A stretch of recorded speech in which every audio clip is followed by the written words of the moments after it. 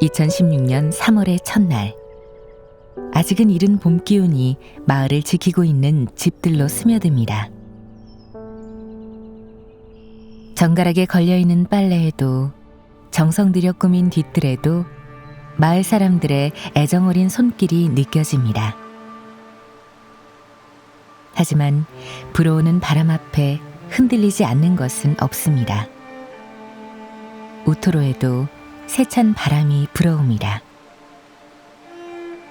이 봄이 지나면 우토로는 철거되기 때문입니다. 조선인의 성이 새겨진 빛바랜 문패들을 지나고 나니 주민들의 쉼터인 마을회관 에로하가 보입니다.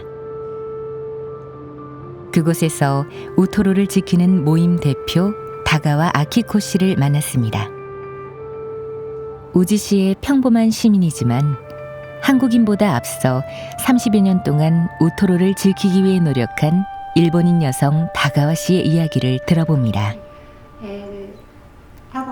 이곳은 제2차 세계대전 때 일본 교토 군비행장 건설에 강제 동원된 조선인 노동자들이 모여 살게 된 마을입니다.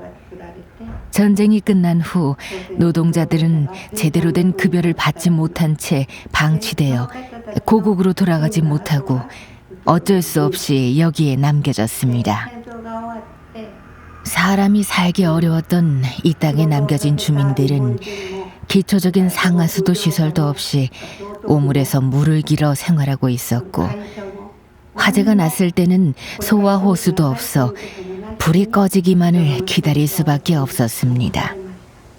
당시 우지시에서 급성 전염병인 정리가 유행해서 안전한 물에 대한 관심이 많았는데 우토로에 수도조차 없다는 것을 알고 매우 놀라고 화가 나서 시작한 운동으로 우토로와 인연을 맺게 되었습니다. 많은 이들의 노력으로 우토로에 수도가 설치됐고 마을 사람들은 기뻐했지만 이것이 또 다른 투쟁의 시작이 되리라고는 아무도 몰랐습니다. 일본 국제항공공업으로부터 우토로의 토지 소유권을 넘겨받은 일본 기업 닛산 차체가 수도가 설치되어 값이 오른 우토로 땅을 주민들 몰래 팔았기 때문입니다. 87년 소유권은 부동산 회사인 서일본식산으로 넘어가고 2년 뒤 우토로의 건물 철거와 주민들의 퇴거를 요구하는 소장을 교토 지방법원에 제출합니다. 갑자기 피고가 된 주민들은 살고 있는 땅을 지키기 위한 기나긴 재판이 들어갔고 수도를 설치하는 모임은 우토로를 지키는 모임으로 바뀌었습니다. 많은 고민 끝에 주민들의 인권을 지키려는 해답을 유엔 총회 국제인권규약에서 찾을 수 있었습니다.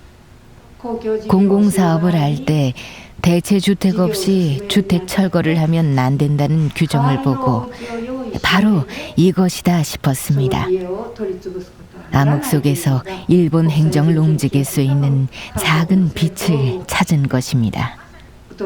보다 나은 생활 환경을 위해 불량주택 개선 사업을 추진하는 국토교통부의 정책에 구체적으로 우토로를 포함시키는 운동으로 넘어갔습니다.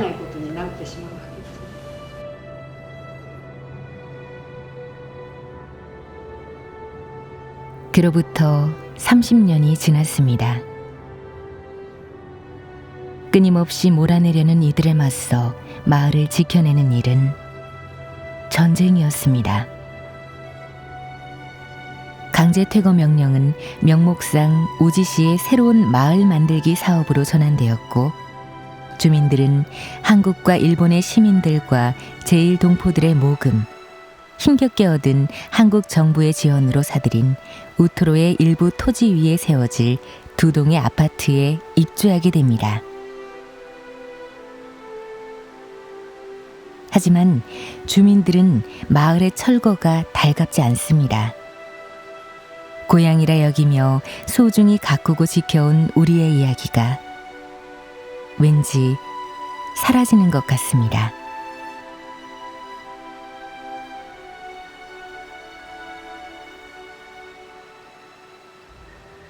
새로 지어질 공적주택과 현대식 포장도로는 재개발이라는 이름으로 일본 정부가 끝끝내 외면한 우토로의 역사를 덮을 것입니다.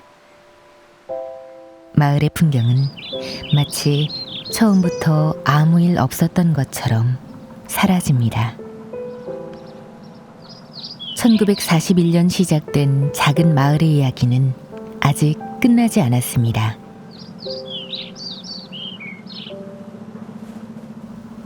이곳에 애착을 가지는 이유는 일본이란 나라가 무엇을 외면하며 오늘까지 걸어왔는가를 지리학적으로 한눈에 볼 수 있기 때문입니다. 제1조선인의 마을 우토로 한편에는 거대한 자위대 군사기지가 있고 그 너머엔 일본의 고도 성장을 견인해온 큰 자동차 회사 빌딩이 서 있습니다. 일본이 무엇을 잊어버리고 또 무엇을 소중히 해오면서 걸어왔는지를 한눈에 보여주는 장소라서 인상 깊습니다.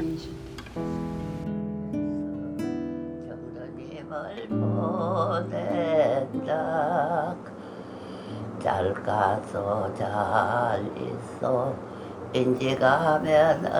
2016년 6월 27일 우토로 마을은 철거가 시작되었습니다.